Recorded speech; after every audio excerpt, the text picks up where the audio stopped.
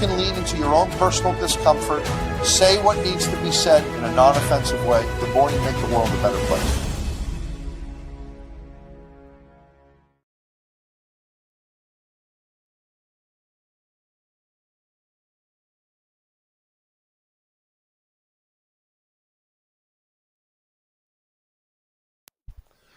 All right.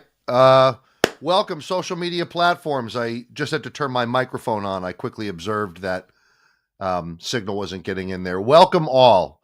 Thank you to Brenda for this kind of mind-bending topic. I think she enjoys toying with me. Inevitable or fixable when partners see the breakup differently. Welcome Instagram, Facebook, YouTube, and LinkedIn. We're on all platforms at this time, and we're moving our time on Tuesdays to 5 p.m., live at 5. I used to grow up in the New York metropolitan area listening to live at 5 news broadcasts. That was a popular slogan when I was a kid.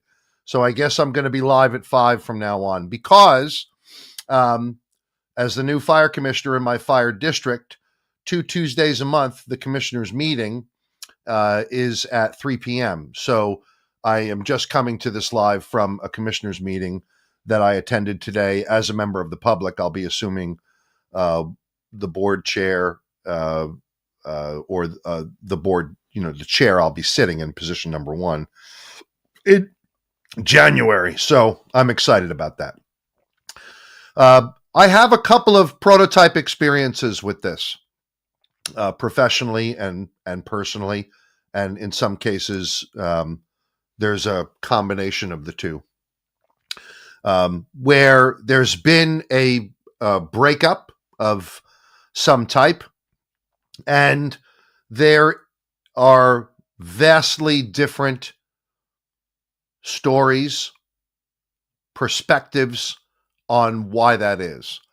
And I think the desire would be, for any reasonable person, in the pursuit of peace, that there's some degree of mutual understanding, that there's some degree of understanding of each perspective, and maybe a willingness to agree to disagree, and to try to do that to some extent without carrying an undue amount of regret or difficulty if you identify that in your own behavior or conduct, things could have been done differently.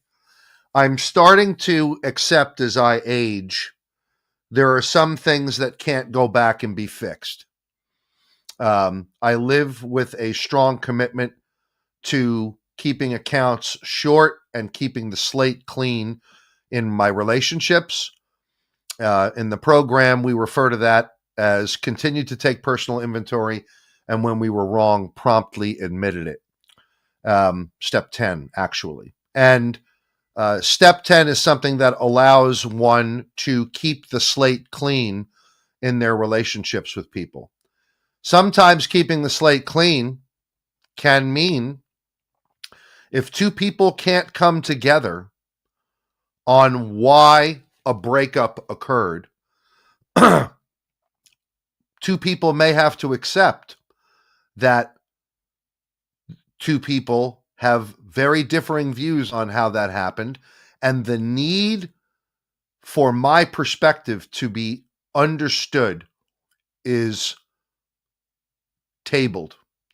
I think St. Augustine wrote, "Lord, deliver me from the lust of vindication." I think it's a very natural impulse if someone doesn't understand what we're trying to communicate to then communicate harder. We certainly see it in the crisis de-escalation context all the time. When people experience that they are not heard, they can become more animated, louder, up to and including violence. When really their desire not only is to be understood, but I think in a more primordial way, to not be alone in the suffering, for someone to be an empathetic witness, and for someone to provide them relief. I think the motivation is certainly understandable. The demand that it happen, though, is the thing that could be unreasonable. So, in my professional breakups, I've observed a couple of common themes, and there have been a few of these over the last 20 years. There are flags that show up in the relationship before the breakup that I intuited and experienced and chose to ignore. So when we think about the ideas of inevitable or fixable, I would encourage you to consider, in either context, the same way Tony Blauer refers to survivors of violence who live to tell the tale can always remember that they had a bad feeling before the attack. In the relationships where this has occurred for me, flags came up in the relationship that I chose to ignore. Had I not ignored them, would there have been a breakup to the magnitude or size or dramatic level there was? I don't know. I think it's far less likely.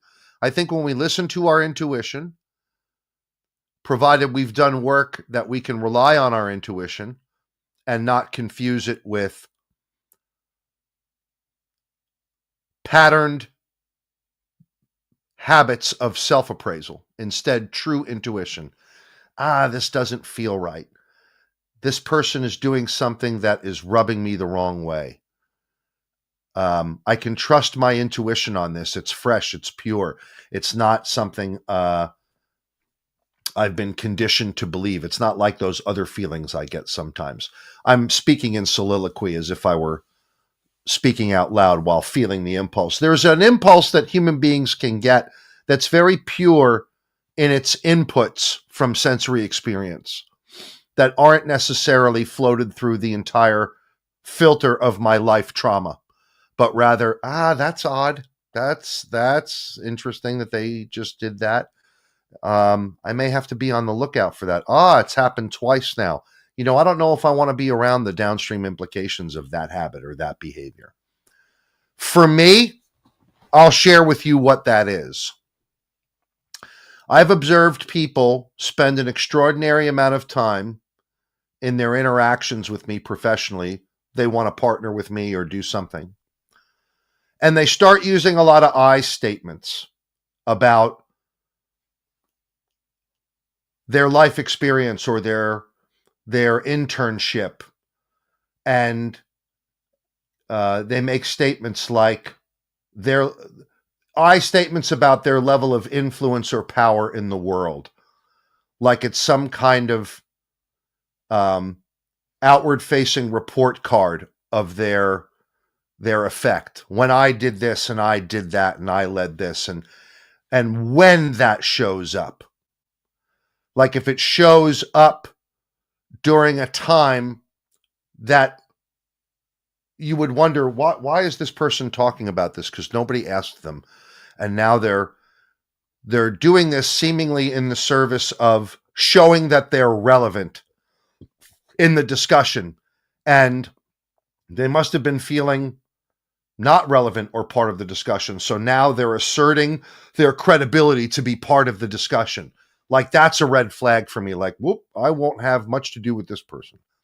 Because this is a person who is generally extraordinarily insecure and they don't want you to see that. That's my take on that. So when I ignore those observations and those red flags, there's probably an inevitable breakup on the horizon. What happens when people see the thing differently and you've gotten to the bottom of that? There are a couple of breakups I've had where people absolutely see what happened very, very differently for their own reasons. And most of the time, when we get to the bottom of that, the proposition becomes, at what point do I let go of needing this person's view to change? At what point can I let go of doing anything about this person's view? As I age, it's getting easier to let that go. I can let go of what other people think. I have to be okay with me when I put my head on the pillow. And I've watched human beings torment themselves in the service of what people think about them. And all that really does is add stress and discomfort to their own lives rather than discomfort to someone else's life. Someone else's behavior is not something I think about for an awful lot of time. Unless I'm in super intimate relationships with people, like my wife or my children. If my daughter were engaging in some kind of destructive pattern of behavior, I would probably carry that around a lot during the day. But even then, I don't know how constructive it is to really share the suffering with this other human being if I want to be of any service to them. Somewhere I have to be able to stand outside of it and just observe. I think some breakups are fixable, and time has been an old axiomatic expression to that end. I've had some beautiful restorations in relationships where some years have gone by between an intense relationship, a breakup, and then a restoration. Sometimes I'll joke about this with you. There was a moment, my daughter and my daughter's husband, Jared, who I love, and I were together, and we were out eating somewhere. And Jared was eating an ear of corn. And my daughter, Hannah, his wife, was saying something that caused Jared, while he was eating the corn, to say, "Time heals all wounds." And he just started eating the corn again. Time does heal all wounds. Time can heal all wounds. Heal them, not remove them from having a scar or removing the previous hurt that may still be there, but it can heal them. Healing does not always mean the discomfort is gone. I can heal from, I've healed muscle tears and physical injuries with things never being perfectly the same, but they still healed. So time does have a salutary effect on suffering. And I recently restored with someone that some years went by. When the bromance breakup occurred, when some years went by, I became more malleable in understanding what my contributions to that might have been and what were the circumstances around what I was feeling when I was feeling it. And I was in a much better place to discuss the breakup after some years had gone by. And so was he. And a couple of years went by after the breakup, and when I reconnected with this person, I saw a new man. I mean, a new guy. This is a guy who had undergone some transformative stuff. And it was because of his transformation that a discussion ensued. You know, we had occasion to come into the same space with one another with willingness to do so. So there was still a lot of goodwill left, even though there was a breakup, a bromance breakup. And when we stepped back into the same space, I was witnessing someone completely different than who I had experienced 2 years, 3 years ago. And it was because of that that I trusted, you know, I'm not feeling the kinds of flags of insecurity that I saw in this man years ago. So I want to talk about what happened. And I found the effects of that conversation extraordinarily healing. Sometimes time does have to go by. And when it does go by, I think it enables the ability to see retrospectively. It's very hard to see retrospectively when the event is only an hour old. It's much different to see the event retrospectively when a couple of years have gone by. Now, I'm not recommending as a standard course of action, well, if you have a big fight, let a few years go by and things will be better. I mean, it's funny and there may be some truth to that, but I'm not recommending it. But it's just the way it worked out. So are they fixable? Yes. Are breakups inevitable? In some cases, yes. Are there flags on the way to a breakup that you can choose to listen to or ignore? Yes. What does that say about moving forward? How does one move forward from here, from this discussion? What do you do with this information? Only you can ask yourself if you have a pattern of observing things in other human beings that cause you some degree of distress or concern, and then after you experience them, you turn them off or do nothing about it. If you're engaging in that rather than trusting your intuition, like the great Tony Blauer would say, if you're turning the outputs of intuition off, you could be assuming some risk.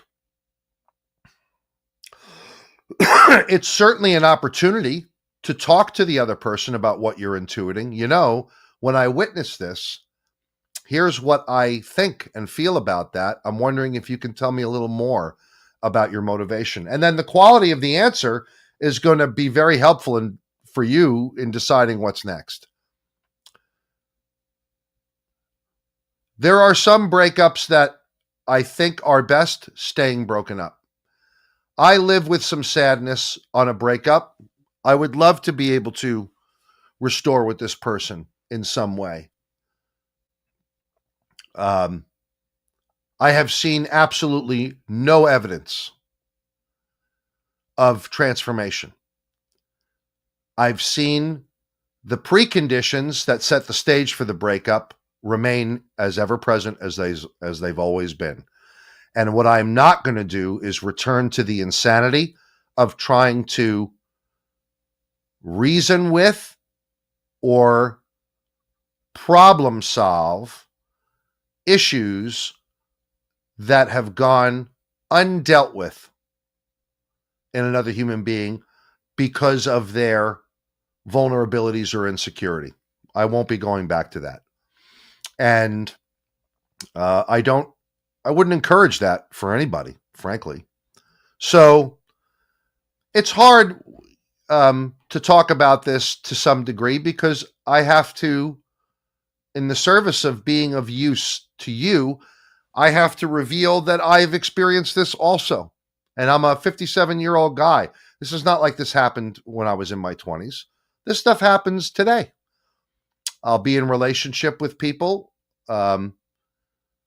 Most of the time, it's extraordinary. It's wonderful. I'm very calculated about the relationships and the people that are close to me now because of what I've learned. But I'm still open to the possibility that there are things I haven't seen and something may pop up that facilitates a breakup. So, as my therapist would say, I do maintain a nodding acquaintance with grief. I'm ready for someone to do something that's going to cause me disappointment or sadness. But isn't that the adventure of life? Isn't that the mystery?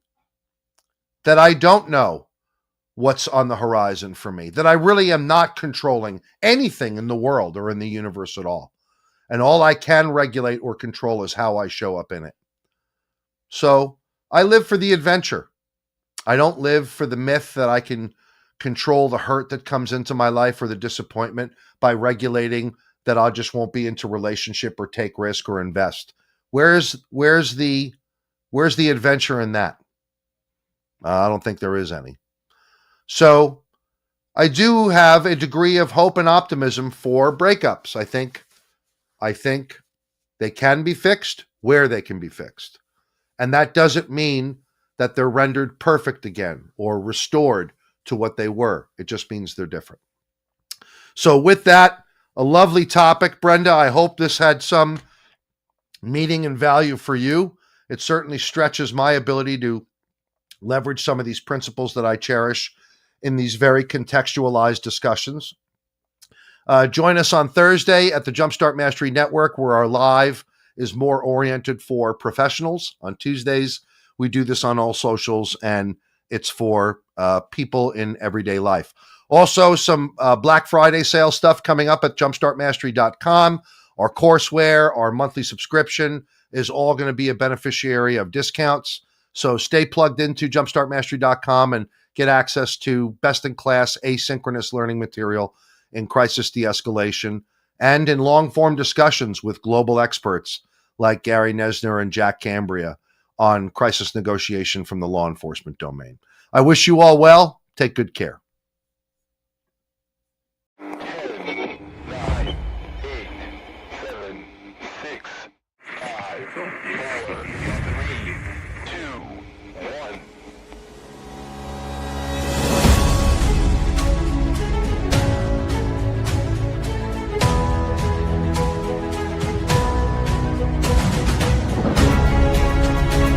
More that you can lean into your own personal discomfort, say what needs to be said in a non-offensive way, the more you make the world a better place.